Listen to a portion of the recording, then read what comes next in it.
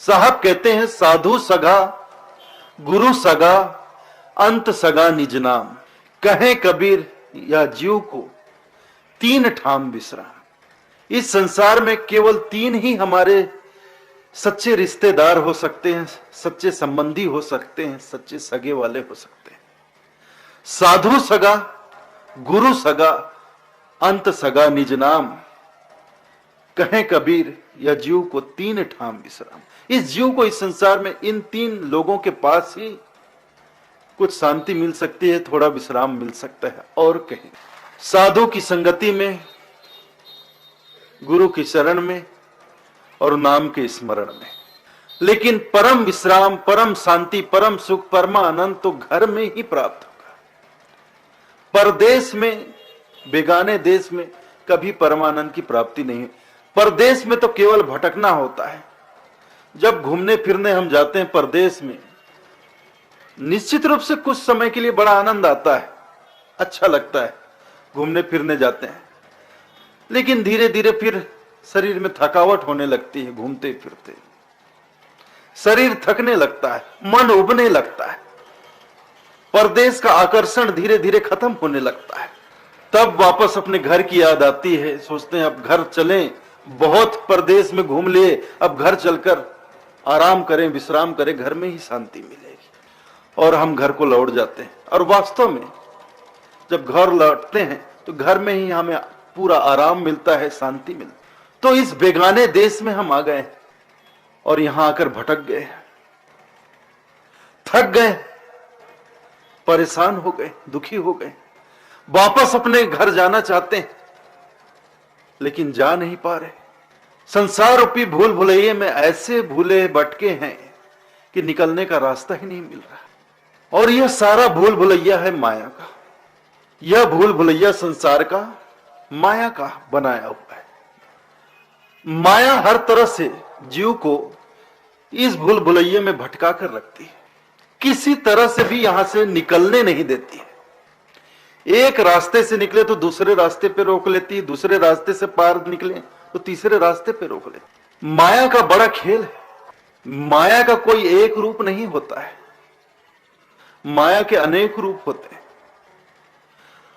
अनेक रूपों में माया हमें फांसती है और उसके सारे रूप बड़े मधुर है।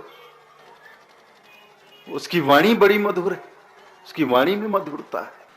और बहुत बड़ी ठगनी ठगनी है, इसीलिए उसके रूप में मधुरता है, उसकी वाणी में मधुरता है। संसार में देखिए सबसे मीठा ठग ही बोलता है। साहब ने कहा है, वाणी ऐसी बोलिए सुख उपजे चहुओर, वशीकरण यह मंत्र है तजदे वचन कठोर। जो ठग होता है कभी कठोर वचन नहीं बोलता है। इस संसार में ठग ही ऐसा होता है जो सबसे मीठी वाणी बोलता है, मीठी बोली बोलता है। मीठी वाणी बोलता है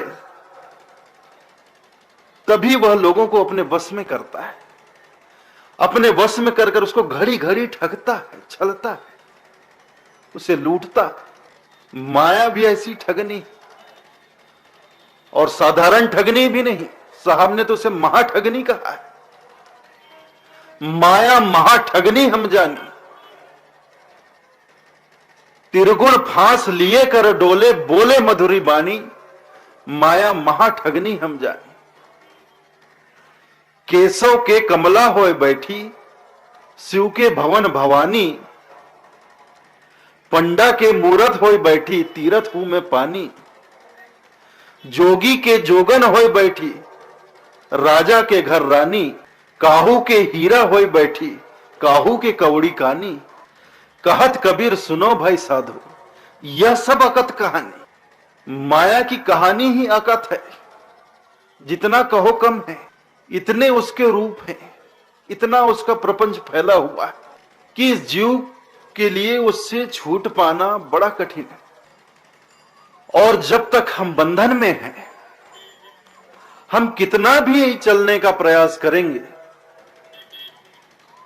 अपने जीवन के कल्याण के लिए, अपने जीवन के कल्याण के मार्ग पर कितना भी चलने का प्रयास करेंगे, चलेंगे जरूर लेकिन पहुंचेंगे कहीं नहीं। बंधा हुआ आदमी कहीं नहीं जा सकता, कहीं नहीं पहुंच सकता। चल सकता है लेकिन पहुंच नहीं सकता। जैसे कोल्हू का बैल, कोल्हू के बैल को आपने देखा है, कोल्हू का बैल घंटों चलता है, घंटों चलता है, लेकिन पहुंचता कहीं नहीं, वहीं घूम घूम कर वहीं रह जाता है। तो हमारे भी जीवन में इसी तरह के बंधन है, माया के बंधन, जिसके कारण चलते तो बहुत हैं लेकिन पहुंच कहीं नहीं पाते, घूम घूम कर वहीं रह जाते।